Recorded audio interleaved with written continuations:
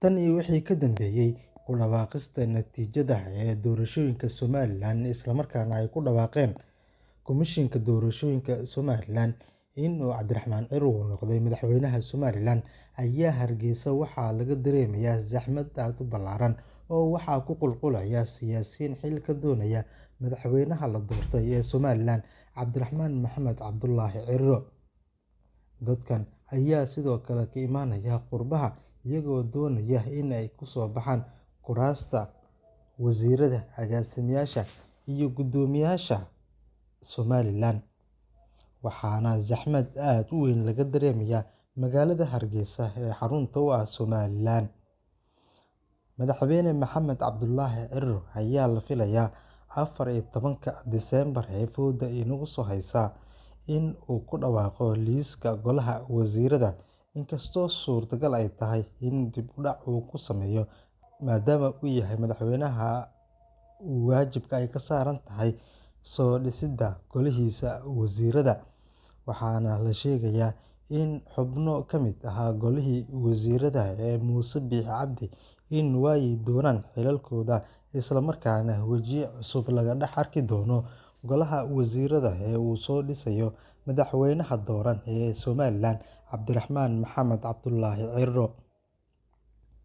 Shacabka ku nool deegaanada Somalilan ayaa xilligan daneynaya in wajiyo cusub lagu soo daro Golaha Wasiirada si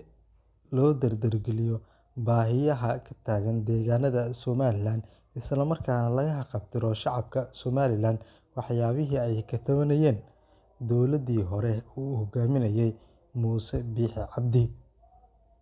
Sidoo kale, madaxweynihii hore ee Somalilan Muuse Biixi Cabdi ayaa la kulmay madaxweynaha dooran ee Somalilan, Cabdiraxmaan Maxamed Cabdullaahi Ciro, iyagoona ka wada hadlay xaaladda guud ee Somalilan iyo isbeddelka xilligan ka jira deegaanada maamulkaas. Cabdiraxmaan Maxamed Cabdullaahi Ciro oo la hadlay Muuse Biixi ayaa ka dalbaday in madaxdii hore ee kulmiye inay si dhow ula shaqeeyaan madaxda xisbiga Wadani ee doorashada ku guuleysatay, isla markaana talada Somalilan xilligan gacanta ay u gashay. Muuse Biixi Cabdi ayaa ballan qaaday in wixii khibrad ah uu la wadaagi doono Cabdiraxmaan Maxamed Cabdullaahi Ciro oo xilligan noqday madaxweynaha Somalilan. Marka loo eego in dani ay ugu jirto shacabka Somalilan in ay is afgartaan Cabdiraxmaan Ciro iyo Muuse Biixi, maadaama muddo kala aragtiyo ay ahaayeen, xilligan isbeddel aad u ballaaran oo ka jira deegaanada Somalilan. Shacabka ayaa daneynaya in si wadajir ah loo shaqeeyo, isla markaana loo turo shacabka ku nool deegaanada Somalilan. Isbeddelka ka jira deegaanada Somalilan tan iyo doorashadii Cabdiraxmaan Maxamed Cabdullaahi Ciro uu ku guuleystay xilka madaxweynaha Somalilan ayaa hambalyo waxaa weli u soo diraya madax ka tirsan